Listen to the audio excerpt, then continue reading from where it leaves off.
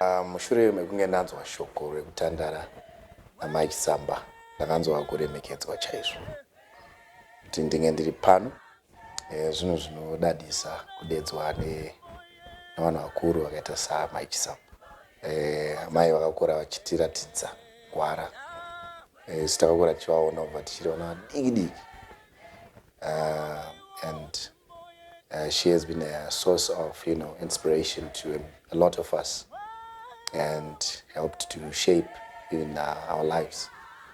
Penyu wedu vachitiratidza gwara rakanaka rekuteera sevechidiki.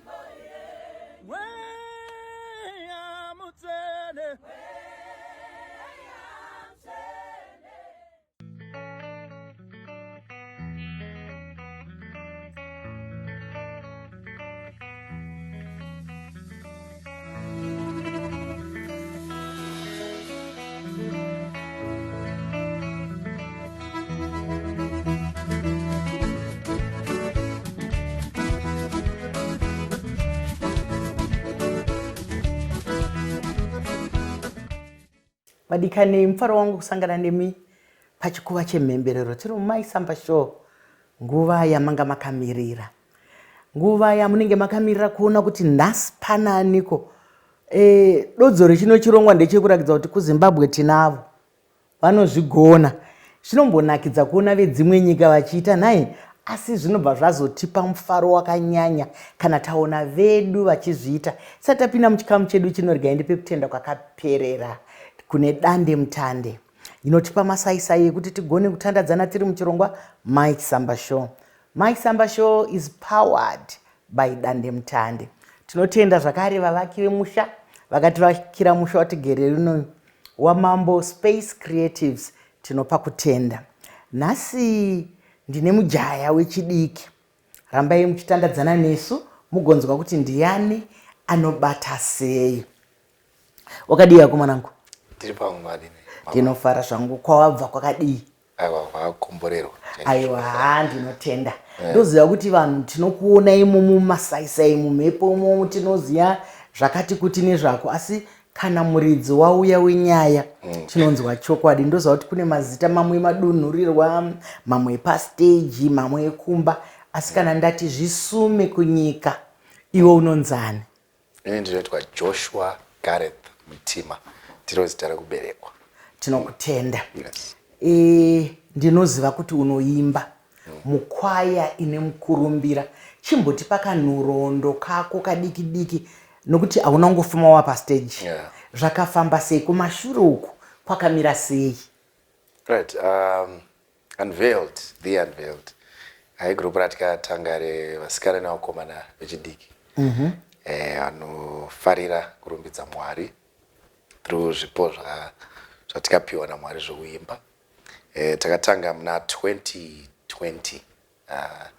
Tine purpose yekuenda kunonzi kuAmazing Voices Pan-African Competition yaitirwa kuSouth Africa. So tainorepresenta Zimbabwe ikoko. Makorokoto tinokutendai nekuti kana imi maenda muchinzi Zimbabwe historical. Munenge muripo. Saka 2020 takaunganidza group of friends shamwari. So tikaenda nadzo kunokompita, we qualified. Takakwikwidza chaizvo. Uchiri ipapo ndoda kuziva kuti akakudza kuti unogona kuimba ndiani? Wakatanga uri mudiki here? Wakambowanawo here kurudziro? Nekuti apa uri kundiudza wakura manje makugona kutoziva kuti ukanzimba alto uri kuimba zvakati, ukanzi besi uri kuimba zvakati. Ikoku kudiki uku wakambowana kurudziro here kana kuti zviri murudzi rwenyu here? Amai vanoti ndakatanga kuimba ndine 2 years. Kumba kuti bamukuru ndo vanga vane band. Ndina bamukuru anzi Banguru Moses, then cousin yabamukuru yanga ine band zvakare. Saka ndingati zvokuimba zviri kuside, zvokuridza zvazvo zviri kuside zvana baba. Amai vanoimba, tine ma videos atinomboita hapo ndichimba saka ndinoti unga zvakabva kwavari as well. Rega tivatende pamukana uno, tinoda kuvatenda vabereki vananyangutumbura nehama dzese dziri kutaurwa pano izvozvi, nekuti makasakurira chipo ichi, makakudza chipo ichochi, iye zvino chachipo chenyika, nekuti nyika yese yakunge dunhu rimwe chete. Tinokutendai amai nababa vaJosh nebasa guru ramakaita nehama dzake dzakamupa kurudziro, nekuti vamwe vanobva vatanga kuti enda unoita gweta, enda unoita mudzidzisi, enda unoita chiremba, asi mabasa ese akanaka. Ikoko makakwikwidza muri vangani ndinoda kuziva kuti makasarudzana sei, nekuti kana yanyaya yekuimba yanyaya yezwi, haungangoti pano patiri panoti amai handetoimba. Munosarudzana sei kuti munge muri kwaya the unveiled? Right. Ndakatanga ndichiimba nehanzvadzi dzangu vaviri vanoti kwaSalem naOrion, so already tanga titori nebasis yekutanga nayo, saka paimaiveneka trio ndokaizikanwa Stereki pamasaisai apo. Then after that ndakatsvaga shamwari dzinoimba dzandaiziva dzaikwanisa kuti representa zvakanaka, saka kwaidiwa vanhu 8 ikoko kuSouth Africa. Saka my sisters vanga vasina zvavo mapassport panguva iyoyo, saka unfortunately vakazosara ndokuenda ne8 vanenge ndinavo shamwari, ndo vakazonoti representa, tikanorepresenta navo kuSouth Africa. Ndizvo zvomakorokoto tinoziva kuti ndinoimba kuti iye zvino hanzvadzi dzako dzamukwaya, handiti? Aiwa, tinopa kutenda zvakanyanya. Ndakaona basa rako rakanaka, ndinoona mavideos, ndinotaurisa, ndinodini, asi pane tumwe tuvana twakandiimbira zvakandishamisa pane rwiyo runonzi ndikokele. Makatuwana kupi? Makatudzidzisa sei? Nekuti mufaro wangu pane chine chikamu kuti ndizive kuti imimi muri nyika yamangwana, nyika yakuswera mangwana makutoigadzirira. Zvakanakisa izvi. Anonzi Eliana. Eliana zvakaitika ndezvokuti akapostwa nababa vake pasocial media Facebook, vakatitega, aimba one of our songs inonzi Mweya Mutsvene torai nzvimbo yenyu. Saka paaimba ipapo, that's how I found out about her pasocial media. Ndakaita reach out kuna baba vacho because ndakakomborerwa chaizvo nemaimbiro ake. Anokomborera. Saka ndati kune timu yangu, ngativavhakachirei tonovakomborera, toimba navo, tovablessa kana ne-something magroceries and vari muno muZimbabwe zvavo? Yes, anonzi Pastor Amos nemudzimai wavo. Mwana wamufundisi achaita mufundisi musikana. Amen. Chokwadi. So taita sokudaro, takasarudza kuti titange kungoimba naye, takanga tiri mutaini, akatanga kungoimba, tikatanga kumubheka. Saka panga pane, there was a moment ndikati ngatitore video yengo pane dzimwe nguva dzamunonzwa uvepo hwemweya mutsvene. Chokwadi. Saka yanga itori nguva yacho iyoyo. Ndakatora video yaya vanazoiposta online, ndichingoti ndozvataita nhasi, we had a good time nemhuri. Taposta kudaro yakaita viral, tekeshera nyika dzose, zvandisati ndamboona upenyu hwangu, ende chokwadi uvepo hwanga huripo. It was a proof kuti haiwa Mweya Mutsvene wanga uripo panzvimbo iyoyo. I'm talking of even my celebrities ekuHollywood, poster vachikomenta kuti this is amazing, hamene zvandiri kunzwa, I feel healing, poreswa. Saka tapedza kudaro, ndakafunga kuti ko tikaita itori video chaiyo official, and even take Eliana wacho tomunature, tomubatsira because chipo chiripo, but chine chida kunechwa kuvakiridzwa zvakanaka. Ndopatika ita video yamukaona mama, then right now tikumumenta, ari kutoita ma vocal lessons. makore kuti muri kuita basa rakanakisisa chaizvo. Yes. Nekuti hanzi kana waponeswa unoponesawo vamwe. Ini ndakadzidza kuSalvation Army. Handiti masalvationist vanopfeka maSI kuti saved to save. Kuti kana waponeswa chiponesawo vamwe. Saka ndo zvamakaita izvozvo. Yakandibata chaizvo iyoyo. Makanga muri kutaura pamusoro pei pari kuyoerwa rondikokele? Ndikokele munamato kuna Mwari. Unoti Baba nditungamirei munzira ino yeupenyu izere matambudziko nekurwadziwa. Nditungamirei Mwari, ndichengetedzei. Then pane part inozoti Baba ndinotenda nekuti munondichengeta.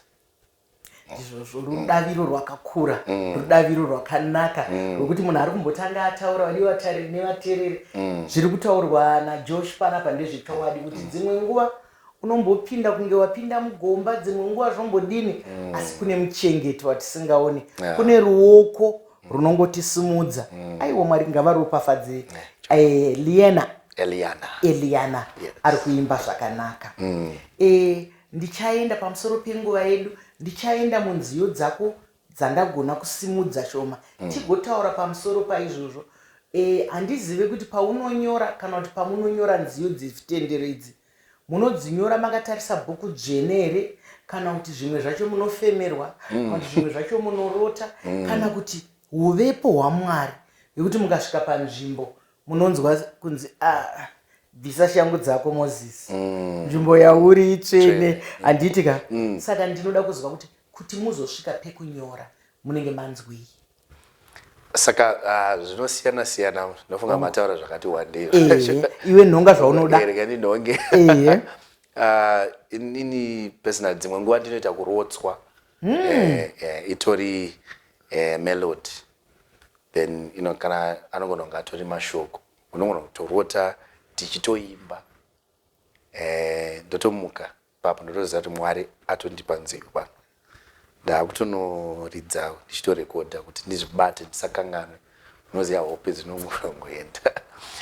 Dzimwe nguva inspiration watongoona mararamiro arikuita vanhu. Wotoinspirewa nesituation kuti unyore nziyo. Ndingati ndo zviviri zvandinga ndizvozvo. Une chipo chako chinoshamisa.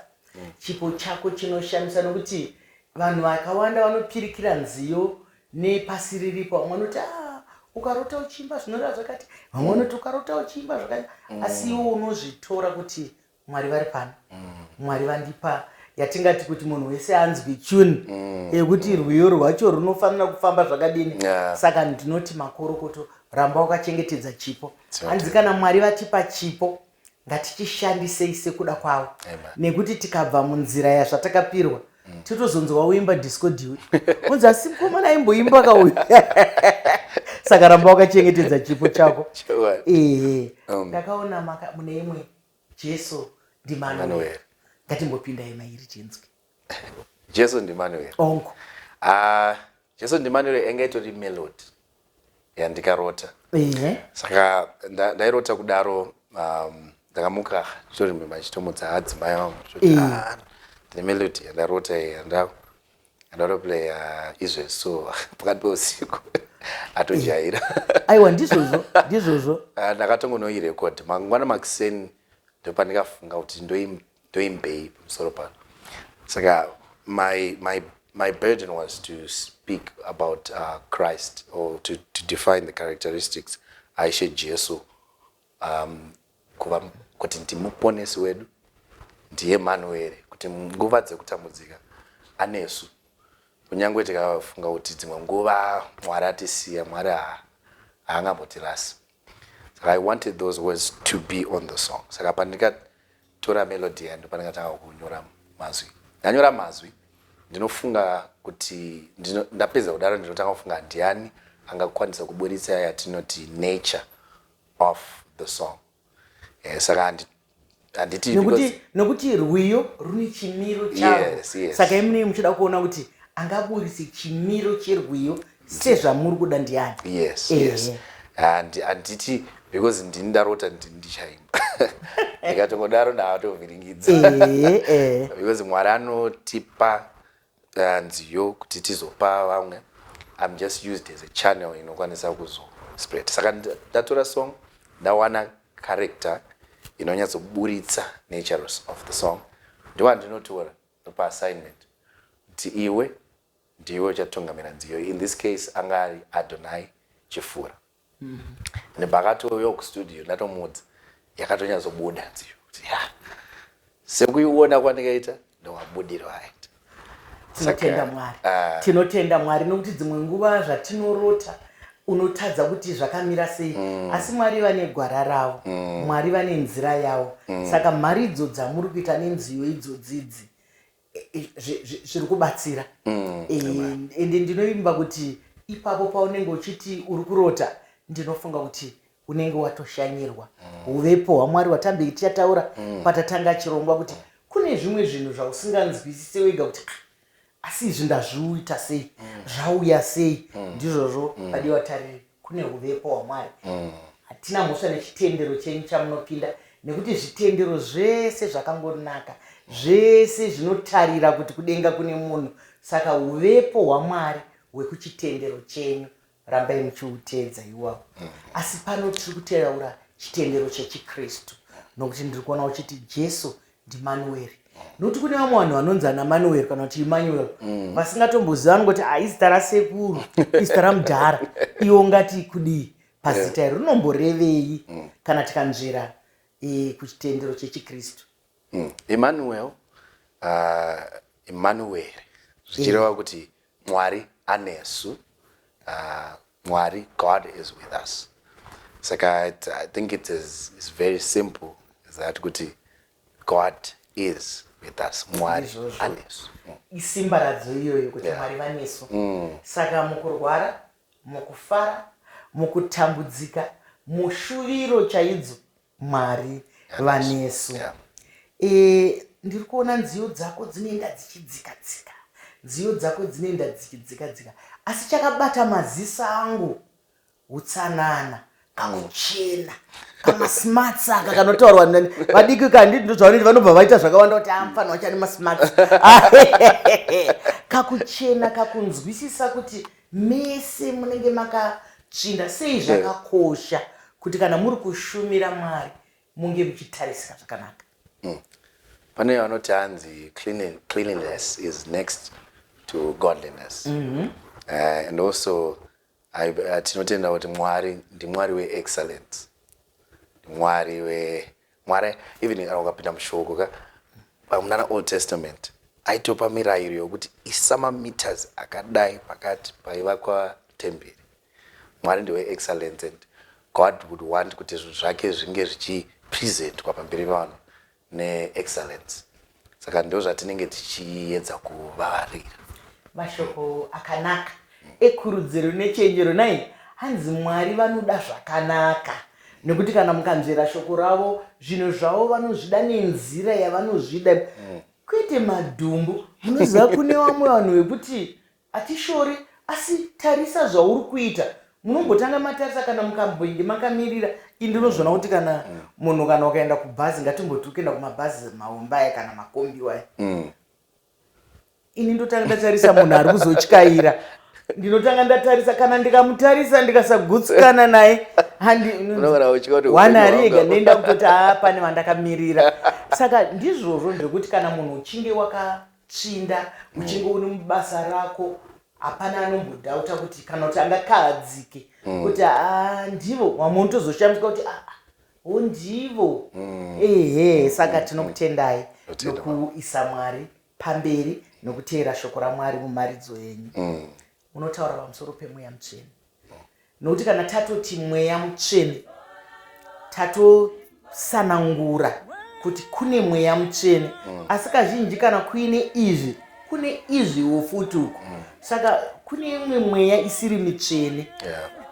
Tingapinde here mumweya mutsvene kuti mweya mutsvene unofamba sei, unotibatsirei, wakanakirei? Tichipinda mushoko raMwari tinoona mushoko raMwari Ishe Jesu achiti ndichakusiyirai mweya mutsvene achava ndiye munyaradzi wenyu, achakutungamirai. The Holy Spirit guides us. He's the one who intercedes for us. Hands anoti intercession, anoti, what's the word? Chona word for intercession. Ndivo vanotimirira panenge pachida kunamatirwa paye nokuti dzimwe nguva tinokoniwa ivo vanopinda patinotadza kuteura kunamata zvese izvozvo. So you find out there are many qualities of the Holy Spirit. Kushanda kwaanoita muupenyu hwedu. Pane zvimwe zvokuti unonyatsoona kuti panoda mweya mutsvene apa kuti zvinhu zvitange kufamba. And tinoonzwa futi shoko richiti ndichakupai mweya mutsvene achafamba nemi. Muchawana minana nezviratidzo. You will walk in the power of the Holy Ghost. Pane simba rinouya panouya mweya mutsvene. You are empowered to do mightier things and mightier exploits. Izvozvo kana kazhinji munhu akapindwa nemweya mutsvene hatye anoenda pasi. Ndo izvozvo ndinodzokera kuna Dhavhidhi. Chiri chidiki diki vanhu vakanga vachitya Goriati vachimutya zvikuru asi akanga azadzwa nemweya mutsvene hatye. Saka vadiwa vatariri, imimi neni tikabvuma chidairo chedu yatingati tikakwereta izwi rechirungu faith, rudairo rwedu kana rwakasimba tinozvigona nekuti nguva zhinji mukati meupenyu munhu anenge achiti ndaremerwa ndikutsvaga anondinamatira, ndaremerwa ndikutsvaga nokuti iwewe wacho unofanira kunge uchizvidawo zvekunamata. Kunamatirwa kwakanaka asi newewo unofanira kuti unamati kuti mweya mutsvene urambe uriwo pauri ipapa. Mashoko emweya mutsvene mamwe aungade kutiudza pachikamu chino ndeyekuti kudi erwiyo rwakanakisa kudai makachena kudai emweya mutsvene. Mweya mutsvene ndimunyaradzi. Tikupindana mune zvakawanda. Ini ndakabva kutoshayikirwa nambuya recently, asi tinotenda kuti pana mweya mutsvene pane kunyaradzwa. Pane matambudziko akaonekwa. Pane matambudziko ekuti unotadza kuwatakura semunhu, asi kana mushure wekunge mweya mutsvene wadururwa pamusoro peupenyu hwako unoona peace, runyararo muupenyu hwako. Ndizvozvo mashoko akanaka, mashoko makukutu ekuti kana tiine mweya mutsvene atina bvacha-pfacha, atibhabhauke. Handi munoshamiswa nezvimwe zvinhu zvinenge zvichirema zvokuti mukaudza mumwe munhu anobva enda kwakaoma maoko maigwi akaenda uko yuwi asi mukataurira mumwe munhu munotoshamiswa kuti muri kunzwa here zvatiri kutaura here, muri kunzwa here kurema kwenyaya iyi. Mweya mutsvene unenge watora nzvimbo yawo. Ndakaona chimwe chawakanga uri kushaura chinonzi dururai Mwari, mweya mutsvene. Dururai. Sei uchida kuti zvinhu zviitwe zvekudururwa? Kana zvinhu zvaitwa zvekudururwa zvinenge zvaitwa sei? Shoko rotiti zvakare kuti mazuva ekupedzisira ndichadurura mweya wangu pamusoro penyama yose, kuti vechidiki venyu vachaprofita, vana madzibaba enyu vacharota hope dzedenga. Saka nziyo iyi it's a declaration of verse iroro riri mubhaibheri kuti Mwari tava kumazuva ekupedzisira mukataura mushoko renyu. Munamato wenyu ndewekuti mweya wenyu udururwe pamusoro penyama yose, that there may be a manifestation of the Holy Spirit in his people. Tione simba namweya mutsvene richifamba. Ndizvozvo kana mweya mutsvene waita kudururwa, munoziva zvinhu zvinodururwa hazvisi zvokugodorerana kana zvikanzi vabva vadurura zvinoreva kuti zvaunzwa nouwandu hwazvo. Wataura kuti mweya mutsvene unopa simba.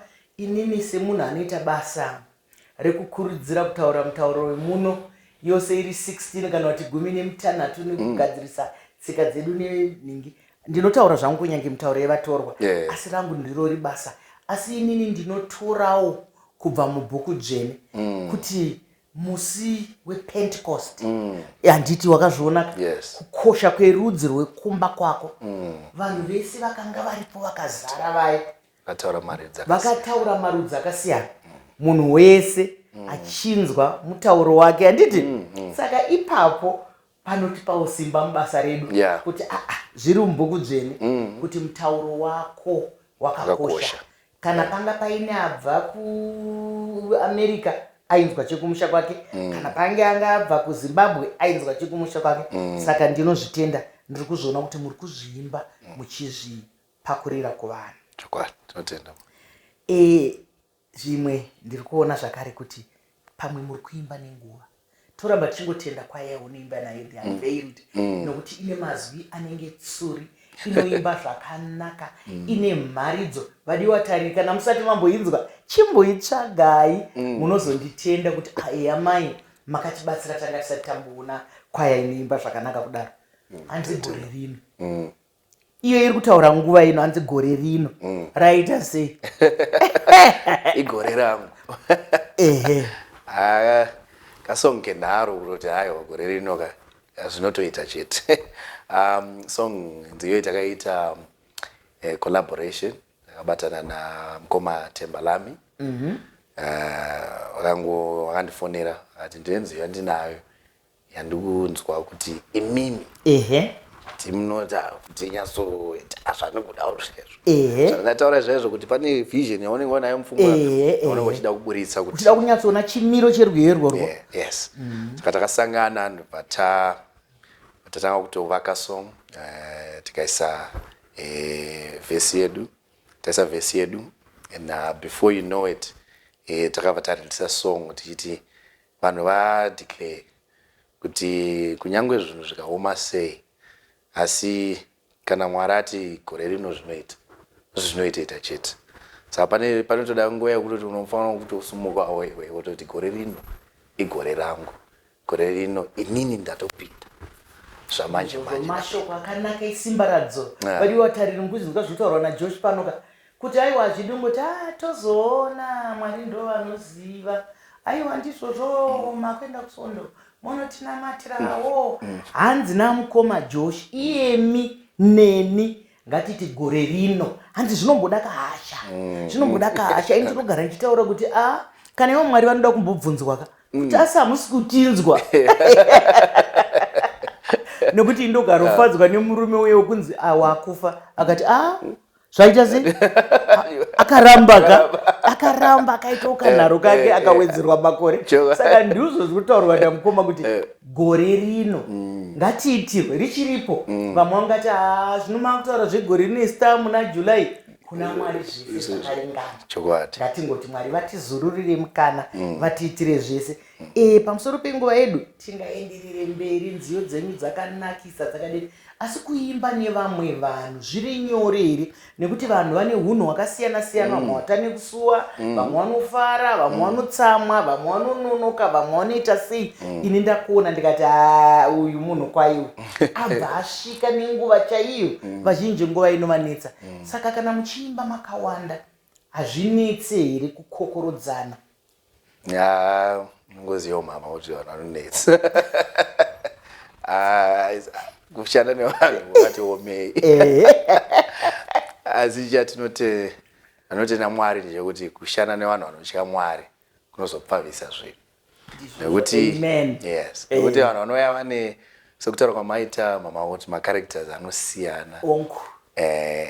And uri kutraya kuda kubatanidza kusiyana kwevanhu ikoko kuti tinge tine pfungwa dzimwe chete tichifambirana pamwe chete.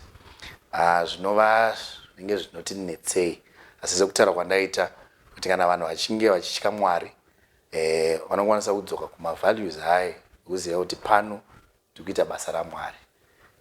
Zvekumboti kuti inini ndikundwa kuda kudai semunhu zvinofanira kumboenda parutivi kufocus nebasa raMwari. Zvinobatsira ndizvozvo chaizvo. Basa rese ibasa raMwari.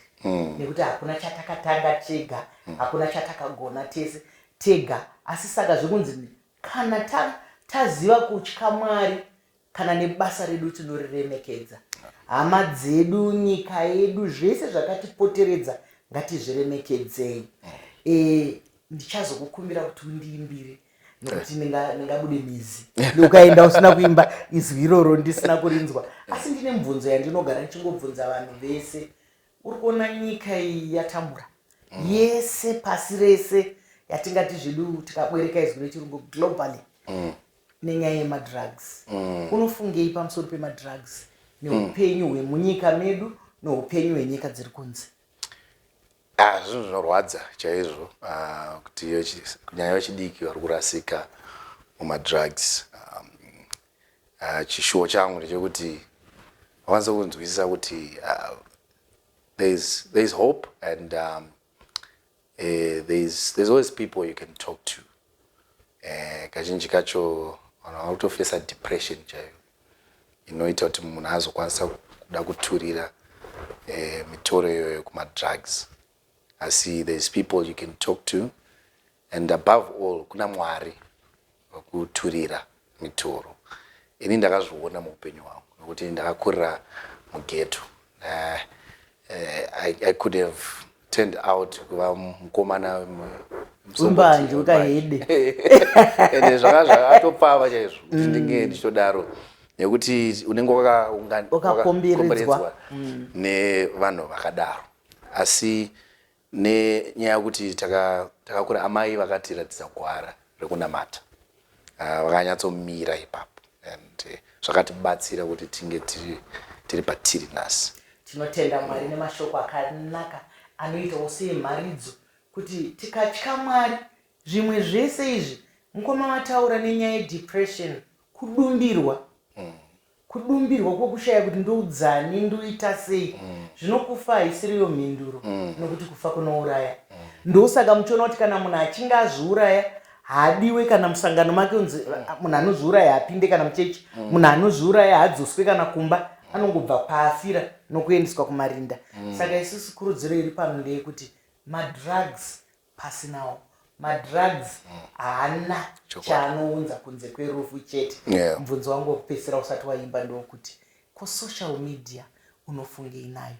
Ndinoziva kuti wakaita semunondo, kumwe kunocheka zvakanaka, kumwe kunocheka zvakagomara. Toita sei? Right. Iyo inayo inonetsa chaizvo. Nekuti inini ndakatombozviwanawo ndapa panzvimbo yekuti ka-addiction like, because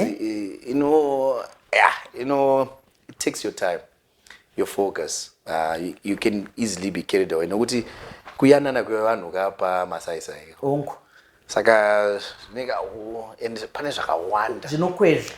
Saka ndinoti panotoda muchirungu inonzi intentionality, kuda kutozvitaurira kuti pano inini ndakutosarudza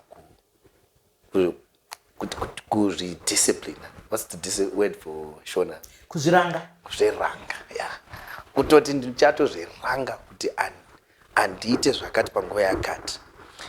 Zvinobatsira chaizvo. Nekuti ukasatodaro unorasika, iri kutotora vanhu vakawanda, vana vakawanda. Ndizvozvo chaizvo, kuzviranga, kuzvitsura, kuzviyeresa, kuti urege kuita zvinhu zvakashata, nekuti vanhu vanoita kutukana, vanhu zvazvakanakira. Zvazvakanakira ndopa example yedu isusu. Tatekeshera nyika yese. Even kutotanga muZimbabwe macho tichibuda nenyaya yesocial media. And yatibatsirawo kuti tiparidze shoko rinyatsotekeshera zvakanaka. Saka unonyatsoona kuti ayo pane kunaka kutoripo kapo. Ndizvozvo ende renyu rokuimba rinoparidzika kunyange munhu ari mumota, kunyange ari mumba, kunyange ari kwaanotandara, kunyange ari kupi. Razosiyana zvinonere kuchechi. Nekuti kuchechi hongu kwakanaka, asi tine nguva kakuti musi weSondo ndo patinoenda. Asi kana tichitandadzwa The Unveiled, tinenge tichitandara pese pese navo. Ndinoda kuti umbondiimbira rwiyo rwako rwekuti rwawangofunga ndoziva kuti kana wakagara pano pamwe hauna kuri rotswa, pamwe wari rotswa, hameno pamwe rutsva rauda kutoimba pano, imbopinda pavhiritoni. Jesu ponesi wangu, Jesu Dimanuere, Jesu ponesi wangu, Jesu Dimanuere, inindo vimbanae mbone mutungamiri, ndiye bako rekuwanda. O Jesu mponesi wangu, Jesu ndiye Manuere.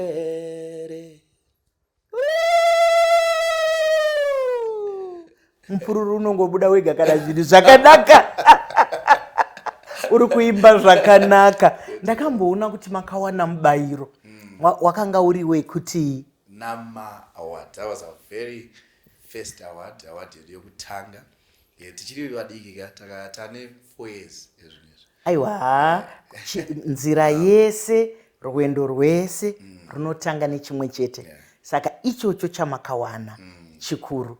Saka tinokushuvira basa rakanaka mwanangu. Tinokushuvira kuti murambe muchiita basa. Maridzo dzenyu ngadzisandure nyika. Maridzo dzenyu ngadzibate vezera renyu nemazera makuru, mazera akasiyana siyana. Muramba muchiita basa rakanaka.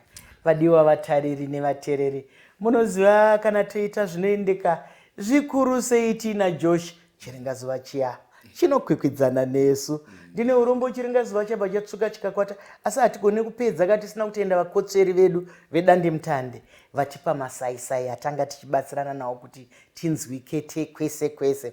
Nedande mutande zvinoendeka zvaendeka ka. Mike Samba Show is powered by Dande Mutande. Toramba tichingotenda Wamambo Space Creatives nemusha uno wavakatipa.